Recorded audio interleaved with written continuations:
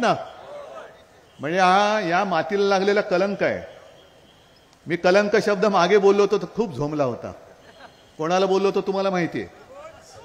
पण दुसरं बोलायचं तरी काय, दुसरं मला समानार्थी शब्द द्या, मी तो बोलतो.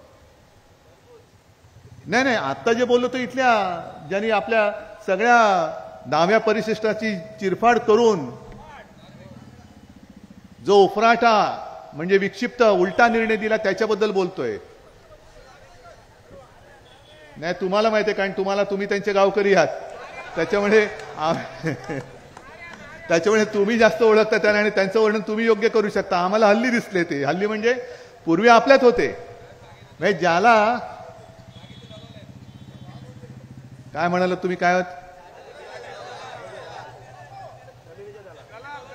दलाल, जमिनीचे दलाल, माहित नाही मला. पण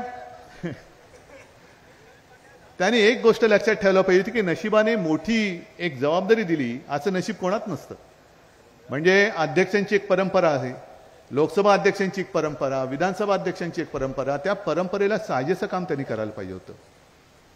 म्हणून आपण जे म्हणतो ना, काही काही लोक व्यक्ती ह्या किती, जसं तुम्ही आता चौल या नगरीचं वैशिष्ट्य सांगितलं, तसंच एका व्यक्तीचं वैशिष्ट्य असतं. म्हणजे वर्षांमागून वर्ष जातात तरी देखील न्यायमूर्ती म्हटल्यानंतर पहिलं नाव येतं ते रामशास्त्री प्रभूणे. कायद्यासमोर कोणी नाही, सगळे समान आहेत, न भीता न डगमगता त्यांनी निर्णय दिला होता, देहांत प्रायश्चित्त. आणि जे लाचार असतात, दलाल असतात, त्यांना फक्त जे समोर कागद येतो तो वाचून दाखवायचा असतो.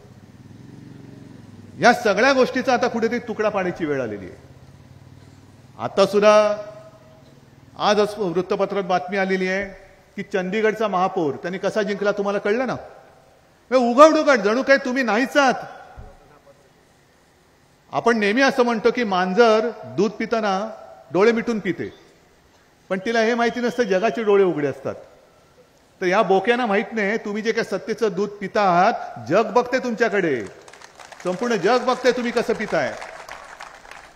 म्हणजे सगळ्या कायद्याचा मुर्दा पाडून, लोकशाहीचा मुर्दा पाडून तुम्ही त्याच्यात मड्यावरती तुमच्या सत्तेची खुर्ची ठेवताय.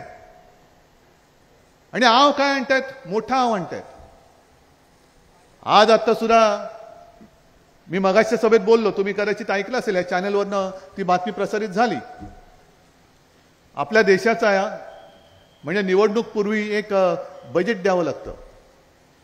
ते बजेट आज निर्मला सीतारामन आपल्या देशाच्या अर्थमंत्री आहेत, त्यांनी मांडला.